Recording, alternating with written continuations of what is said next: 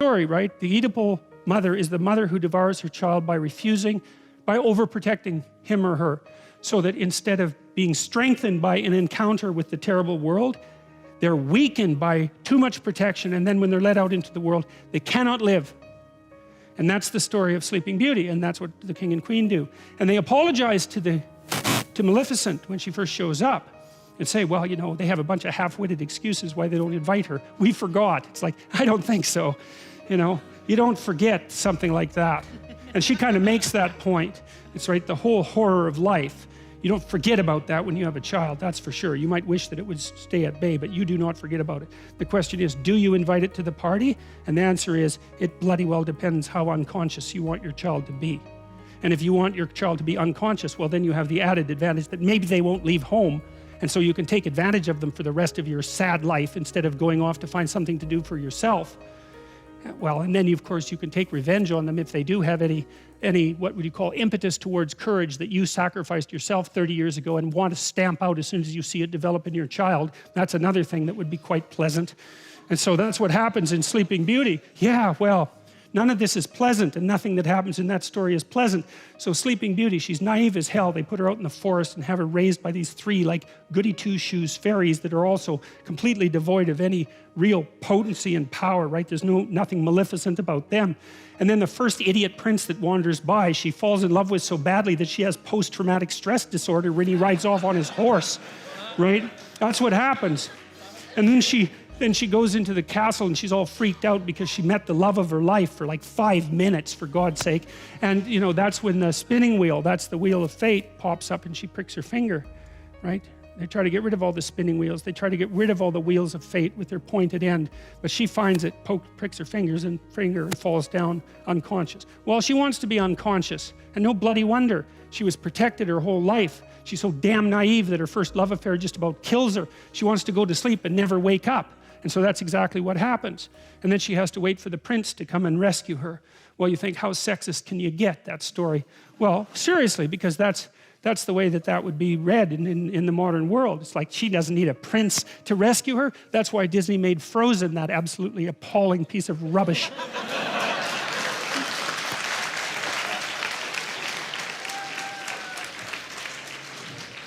So, you know, you can say, well, the princess doesn't need a prince to rescue her, but you know, that's a boneheaded way of looking at the story, because the prince isn't just a man who's coming to rescue the woman. And believe me, he's got his own problems, right? He's got a whole goddamn dragon he has to contend with. But the prince also represents the woman's own consciousness. The consciousness is presented very frequently in stories as symbolically masculine, as it is with the logos idea. And the idea is that without that forward-going, courageous consciousness, a woman herself will drift into unconsciousness and terror. And so you can read it as, well, the woman who's sleeping needs a man to wake her up. And of course, just like a man needs a woman to wake him up, it's the same damn thing. That's the dragon fight in Sleeping Beauty. But it's also the case that if she's only unconscious, all she can do is lay there and sleep, like the sleep of the naive and damned. She has to wake herself up and bring her own consciousness, her own masculine consciousness into the forefront so that she can survive in the world. And of course, women are trying to do that like mad, but that's partly what's represented in a story like that. And that's partly what's implicit in this idea, is that unless the woman is taken out of man, so to speak, then she isn't a human being. She's just a creature. And that's partly what's embedded in this story. So you don't want to read it as a patriarchal, you don't want to read anything that way. It's so, really, yeah, I won't bother with that, but really we can do better than that, man. Therefore shall a man leave his father and his mother and shall cleave unto his wife, and they shall be one flesh. It's like, yeah. The other thing about marriage, this is really worth knowing too, is that I learned this in part from reading Jung. It's like, what do you do when you get married? That's easy. You take someone who's just as useless and horrible as you are, and then you shackle yourself to them. And then you say, we're not running away, no matter what happens. Yeah, well, that's perfect, because then you don't get to run away. And the thing is like, if you can run away, you can't tell each other the truth. Because if you tell someone the truth about you and they don't run away, they weren't listening. And so if you don't have someone around that can't run away, then you can't tell them the truth. And so that's part of the purpose of the marriage. It's like, okay, I'll bet on you, you bet on me. It's a losing bet, we both know that, but given our current circumstances, we're unlikely to find anyone better, that's for sure. You know, there are two things that come off of that. One is, you know, people are waiting around to find Mr. or Mrs. Right. It's like, here's something to think about, man, to put yourself on your feet right. If you went to a party and you found Mr. Right, and he looked at you and didn't run away screaming, that would indicate that he wasn't Mr. Right at all, right? It's like the old Nietzschean joke, if someone loves you, that should immediately disenchant you with them. Right, or it's the Woody Allen joke, I never belonged to a club that would take me as a member. So that's a very interesting thing to think about. And so you're going to shackle yourself to someone who's just as imperfect as you are. And then the issue is you might be in a situation where you can actually negotiate, because you might think, well, there's some things about you that aren't going so right, and there's some things about me that aren't going so right, and we're bloody well stuck with the consequences for the next 50 years.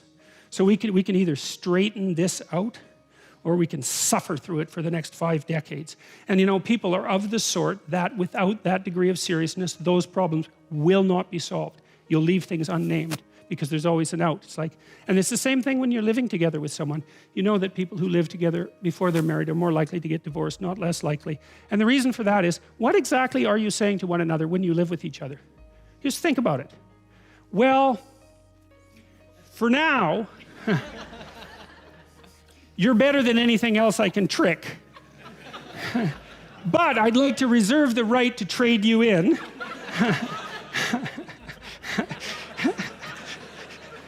Conveniently, if someone better happens to stumble into me.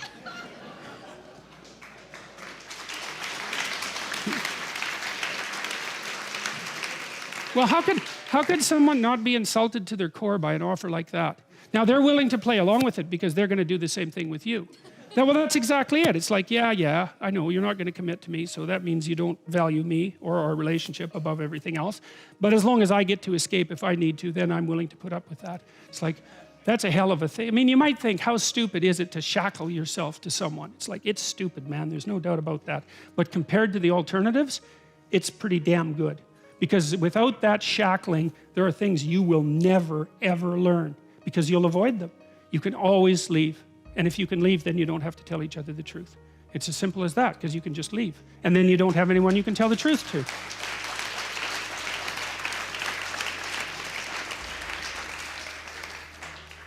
So there's some representations of the idea of the original. This isn't all Adam. This is an old Chinese symbol. I think it's Faxianua, although I think I have the pronunciation wrong, but it's really cool. See the snakes down here? They're kind of like a DNA symbol, which I find very interesting. And so that's the original cosmic serpent. That's sort of the potential out of which that emerges. And then that's the differentiation of that into male and female.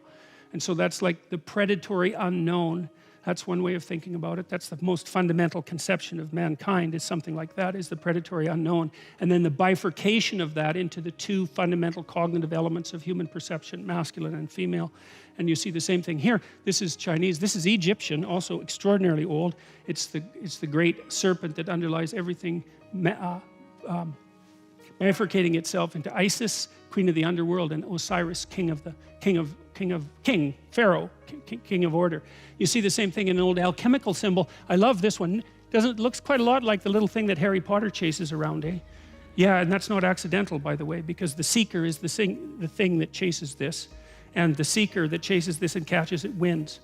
And that's a really old idea, and how the hell J.K. Rowling knew that, I cannot figure out, because that is a very, very archaic symbol, arcane symbol. On Google, it's called the round chaos. And the only reference to the round chaos that I can find on Google is on my webpage. And so I have no idea how Rowling came up with that. I mean, I know she looked at a lot of old texts, but the idea that if you play the metagame and you catch this, you win all the games is exactly right. And that's the motif for, what's the name of that? Quidditch. Yeah. So there's the potential. That's like the potential out of which God made the world at the beginning of time. And what emerges out of that is some kind of, that's the dragon, you know, in the dragon fight. That's partly the serpent that's in the Garden of Eden. And then that's the manifestation of masculine and feminine out of that. Potential, predatory unknown, masculine and feminine. It's like a single representation of the evolutionary history of human cognitive consciousness. So cool. And that's also an image of the ideal. It's the union of sun and moon, and it's this hyper creature, hermaphroditic, that's also the Adam and Eve that existed at the beginning of time before the fall. And it's the purpose of marriage. All of that as a sacrament, all of that in these images, it's just absolutely unbelievable what images can pack into them.